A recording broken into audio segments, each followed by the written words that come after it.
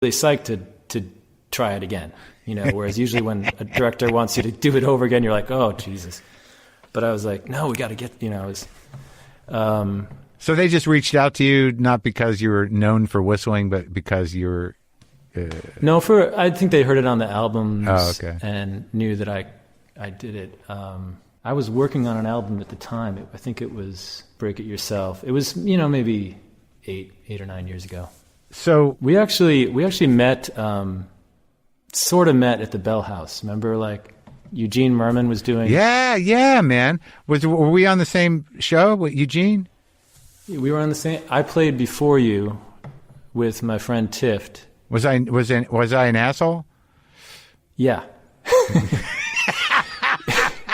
Yeah. What did I do? You came on. Okay, this is like the first show I was doing with my friend Tift. I'm so glad we're getting doing this kind of more out in the open. We're going back to doing like country, old timey stuff. Was it a woman, Tiff?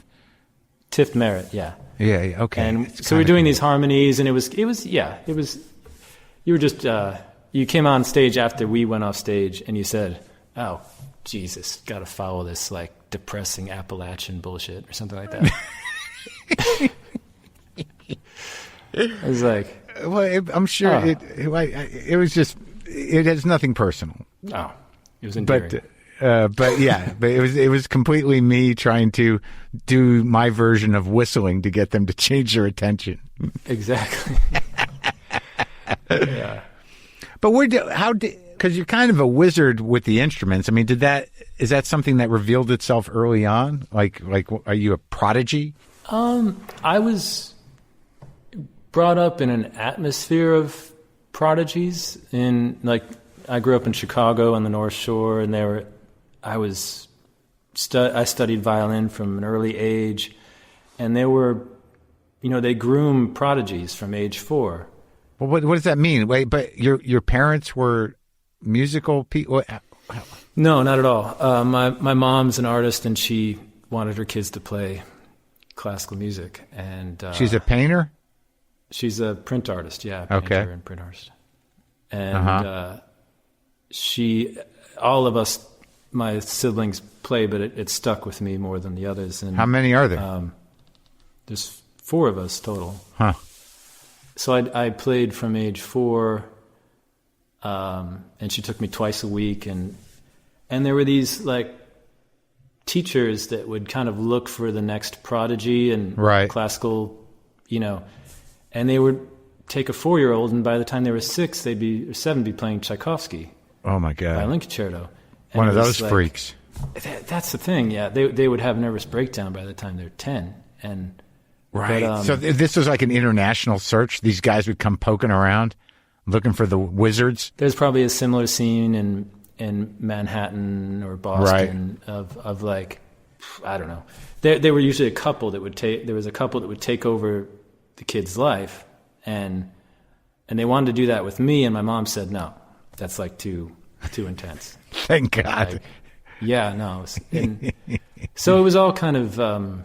It was all fun, I didn't hate it, and I can't say I begged to be taken to violin lessons either. It was just kind of a thing I did. But you had a knack for it. I was reasonably good at. I was not a model student, but I had a good tone. And they kept saying, "Oh, you're very musical," right? Whereas these prodigies are very technical. Mm. And to a 6 or 7-year-old, those are abstract words. I didn't know what that meant, like.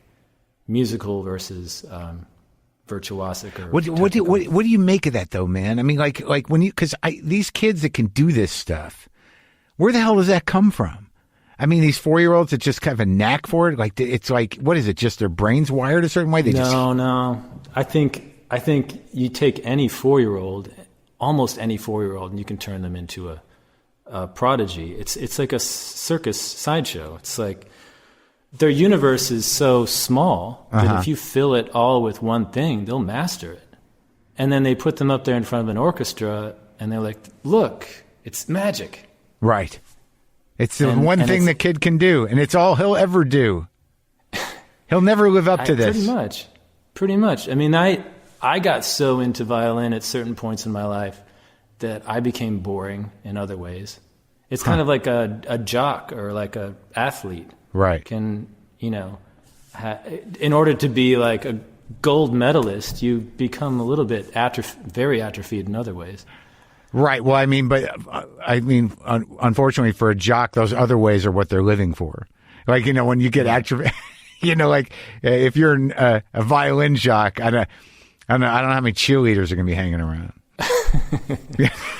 I see your point. There's a few, I'm sure. But do you have kids? Yeah, I have one 9-year-old boy. Is he musical? He is, but we don't push him. He plays guitar, and he's really into Bowie, Lou Reed, and John Cale. Wow, how'd that happen? People are going to think that like I've led him there, and who are we kidding? He lives in our house, so he's going to hear what we listen to. But it's going the other way around, where he influences me, because he wants to play DJ around the house, and I don't tend to play music very much on the stereo, and he's playing it nonstop. So when the pandemic hit, he was playing John Cale nonstop. The old stuff? The old Paris 1919 and then a lot of Transformer, Lou Reed's Transformer, and and Pale Blue Eyes, yeah. He would put these playlists together that were just the best of that stuff, and it started influencing me. It still is. That's great. So it's going the other way. It's funny. Your mother, is your dad a musician or no? No. Not in the arts? No, he's a numbers guy. Numbers guy. So your mom gets you off of the Prodigy track, but you're good at the violin. But you're playing classical mostly before you go to college, or?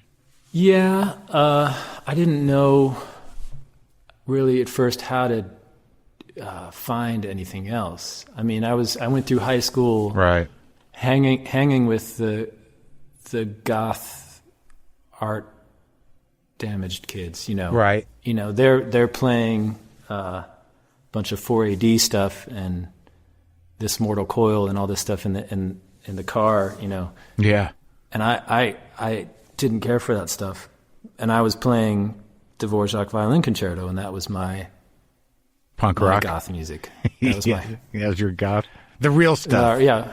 Mozart. I mean, I would like listen to Mozart's Requiem and like light candles in my bedroom, and wow. Yeah. But that was the same thing as listening to The Cure or whatever, But yeah, I get it, and it's like it's so interesting because that music is so much more sophisticated and elaborate and rich. Like it's so surprising to me that it's always been this kind of niche thing because it's so hard for most people to appreciate. But it's like much more interesting music than almost anything else, really. I don't know anything about it, but I know that. Yeah, it is, and it isn't. It's like I listen to Mozart now, and I find it kind of simple. Oh yeah, simplistic.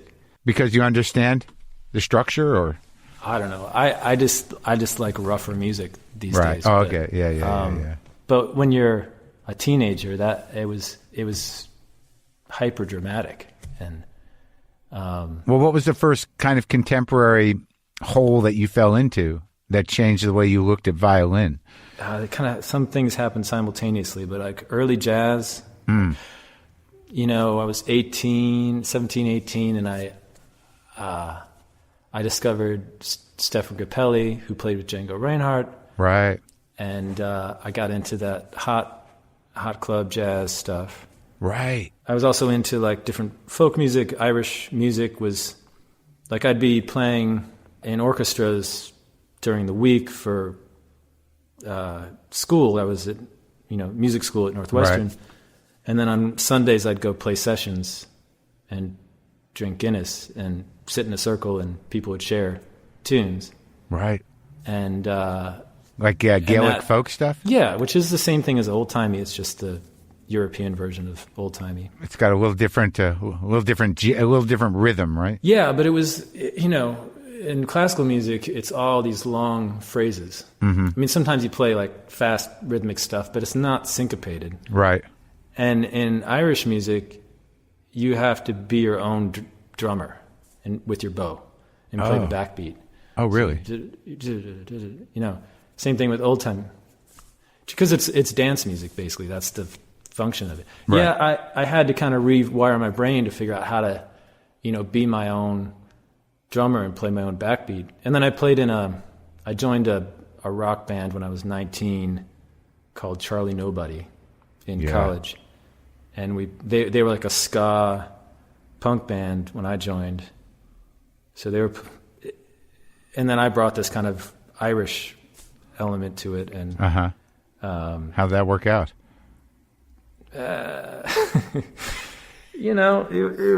It's one of those college bands that was kind of kitchen sink.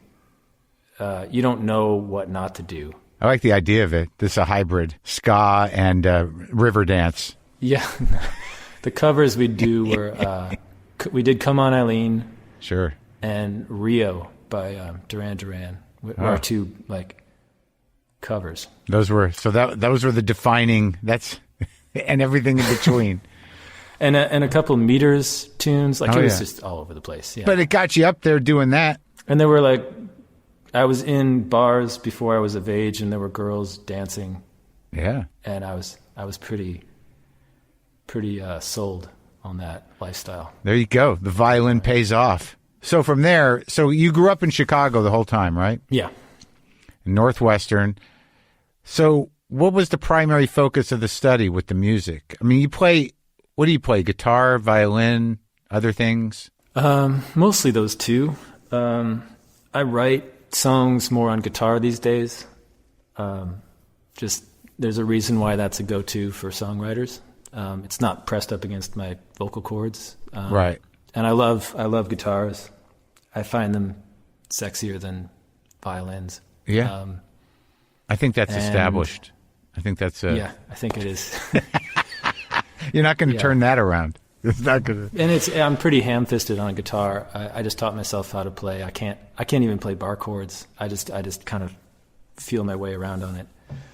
And that's mostly it. When you were studying, was the focus at Northwestern? Was it mostly classical? I mean, when you broke out into the jazz or what did you call it? Hot jazz, hot club, hot what? Hot jazz, which is kind of pre-war jazz. That kind of fast shuffle stuff? Yeah, like Django? From Django, but also I've got Fats Waller, Louis Armstrong. Oh, okay. The pre-bebop stuff. Right. Lester Young is my all-time favorite. And that's still a go-to Sax. for me. He's great. Yeah. I was studying violin performance, so yeah, it was classical. But I would take, an ethnomusicology class where I had to transcribe John Coltrane solos. Oh. Because so you can do that. The musicology guy was studying jazz, so that was his area of expertise. Yeah. And then I had to play the John Coltrane Blue Train, and that kind of expanded my ears. All these things, and the Irish music, they all made my ears grow, beyond where they would have with classical music. But you never dug into the country fiddle early on? I did a little bit. I actually I